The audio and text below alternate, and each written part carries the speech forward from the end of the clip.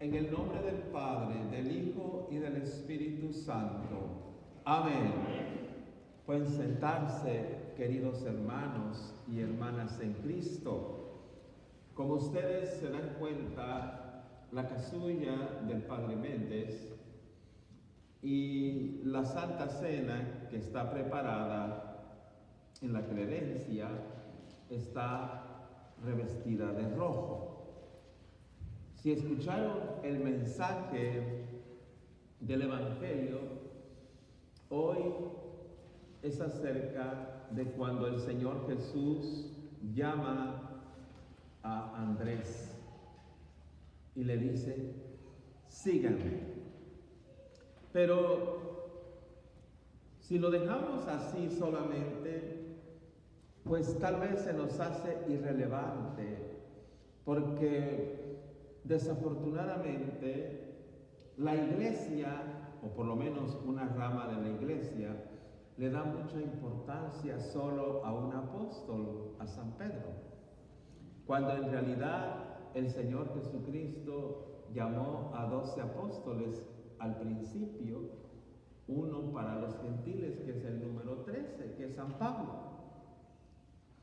Y la iglesia del Señor Jesucristo se fundamentó en este mensaje que les encargó a estos apóstoles.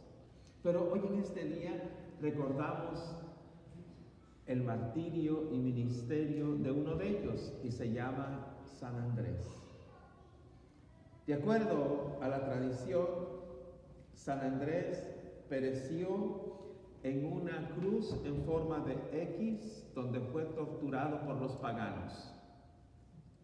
Pero lo importante de este apóstol nos muestra cuál es la misión que tenemos como iglesia. Si habláramos de él sin reconocer el don que tuvo para ser el primer misionero de ir y compartir que había encontrado al Mesías, inclusive antes que Felipe llamara a Natanael. Cuando el Señor Jesucristo se aproximaba en una ocasión cerca de donde estaba Juan el Bautista, y Juan el Bautista lo señaló diciendo, ese es el Cordero de Dios, el que quita los pecados del mundo, que Él es más grande que yo, que ni siquiera merezco desatarle las sandalias de las correas de sus sandalias, porque Él existía antes que yo. Y Juan el Bautista lo señala al Señor Jesús como el único Salvador y Redentor del mundo. Y desde ese momento recibe Andrés la invitación del Señor y lo siguió. Pero no solo lo siguió él, sino volvió a su casa y le dijo a su hermano Simón, que después vino a ser Pedro, acompáñame, ven conmigo, porque he encontrado al Señor. Muy poco se habla del ministerio del apóstol San Andrés, y es el ejemplo de cómo un buen apóstol, un buen discípulo de Jesucristo debe ser. Él no ostentó esa fama que obtuvo después su hermano Pedro y que hoy en día se le conoce más al apóstol Andrés como el hermano de Pedro, cuando el primero que llamó Cristo fue a Andrés, y él hizo un ministerio tan importante de invitar que fueran al Señor Jesús, y llevó primero a su hermano Simón. Pero también la Biblia nos narra de un hecho cuando estaban muchos miles de personas en medio de la nada y otro de los apóstoles le dijeron al Señor: despide a la gente, que se vayan, porque ¿qué vamos a hacer con tanta gente? Aquí no hay comida en medio de este nada, de este desierto. Y el Señor Jesús preguntó: ¿habrá algo por aquí? Y Andrés fue y trajo a ese muchacho que tenía 5 panes y 2 pescados. Andrés, en su apostolado, enseñó a un niño que presentara al Señor Jesús lo que él poseía. Y el Señor Jesús, de lo que se le presentaron los 5 peces o pescados y 2 panes, hizo el milagro de darle de comer a tanta gente.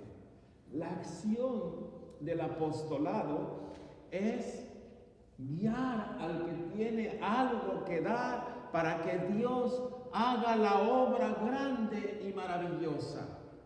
Por eso, yo creo que muchos teólogos estarán de acuerdo conmigo al considerar al primer apóstol misionero, a San Andrés, antes que Pedro, antes que San Pablo y antes que Felipe fuera a decirle que a Natanael que había encontrado al Señor.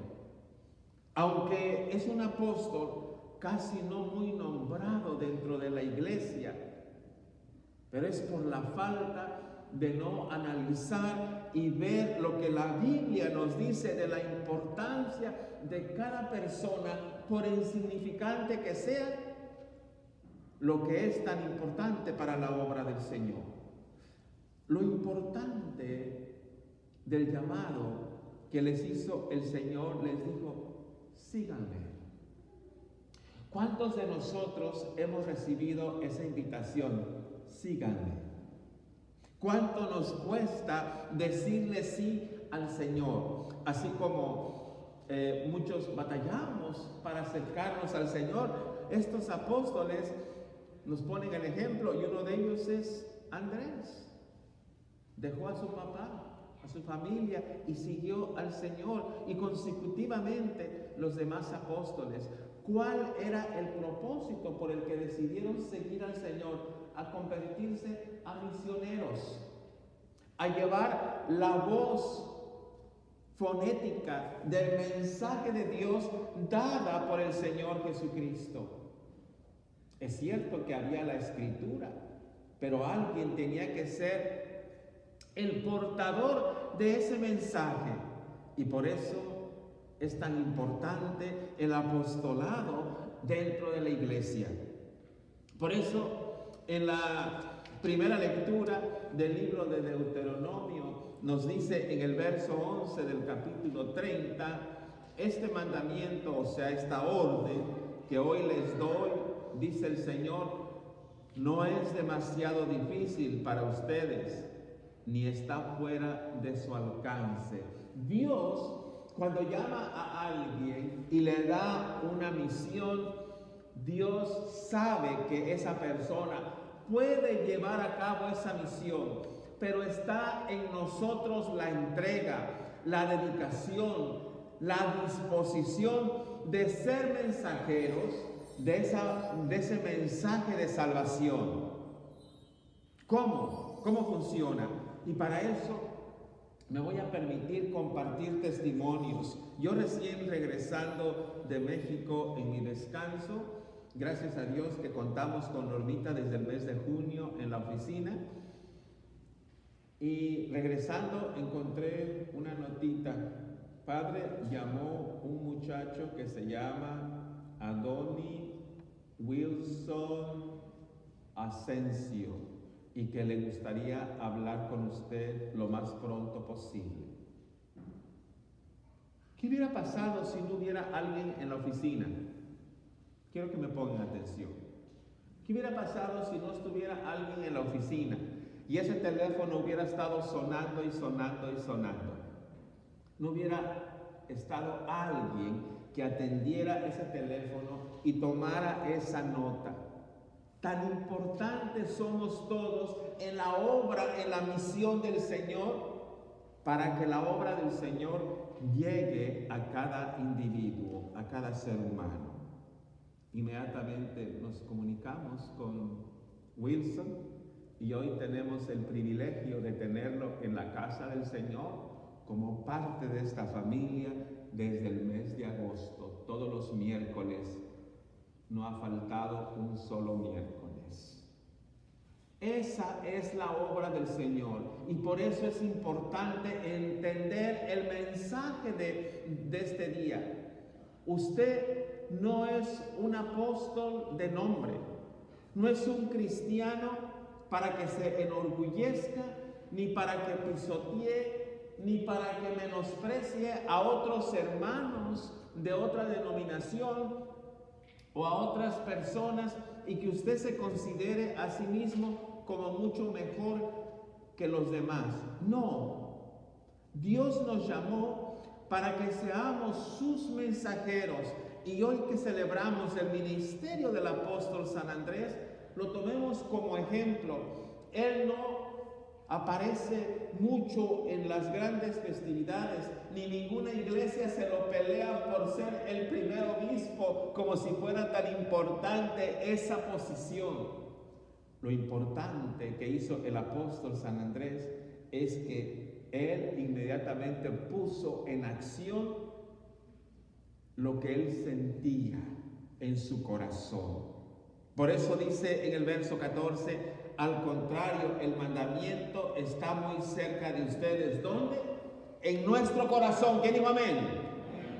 En nuestro corazón, en nuestros labios, cuando compartimos nuestra experiencia, en nuestro encuentro con nuestro Rey Jesucristo, en nuestro pensamiento para cumplir esa obra que Dios nos ha encargado.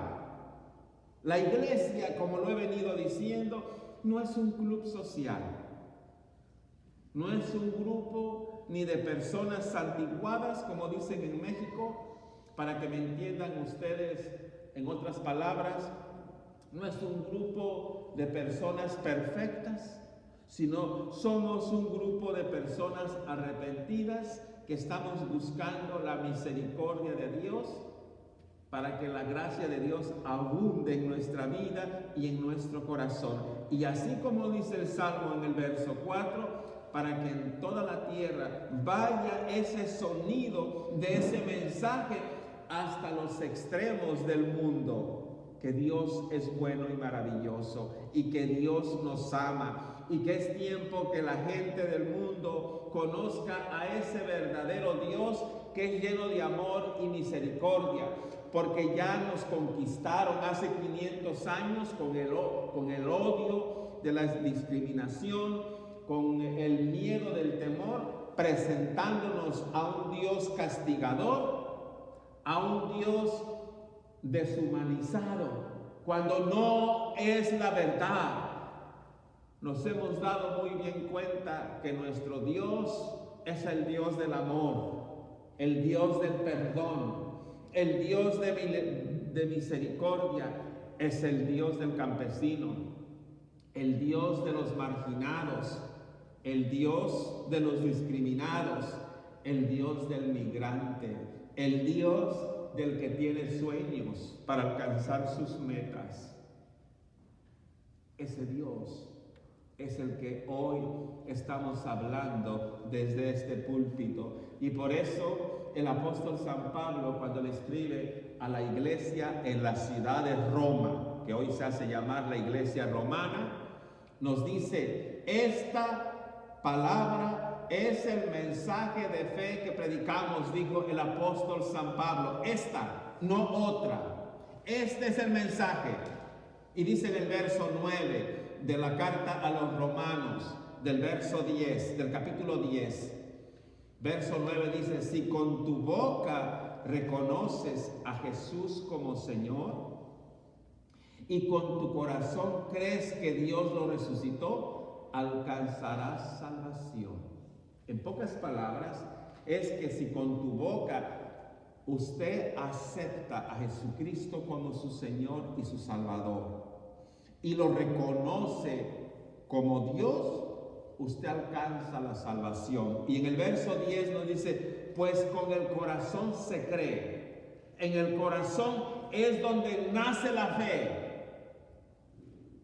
Pues con el corazón se cree para quedar libre de culpa, para quedar perdonado. Y con la boca se reconoce a Jesucristo para alcanzar salvación. Para que comprendamos estas palabras del apóstol San Pablo, lo que nos dice que aquella persona que dice con sus labios que Cristo mora en su corazón, tiene que haber una transformación desde lo más profundo de su ser, pero tiene que ser una transformación tangible que se puede ver y que se puede sentir, y que la diferencia de esa persona en lo que antes era antes de venir a Cristo y lo que ahora es en Cristo tiene que ser totalmente comprobable, porque la fe en Jesucristo es transformadora.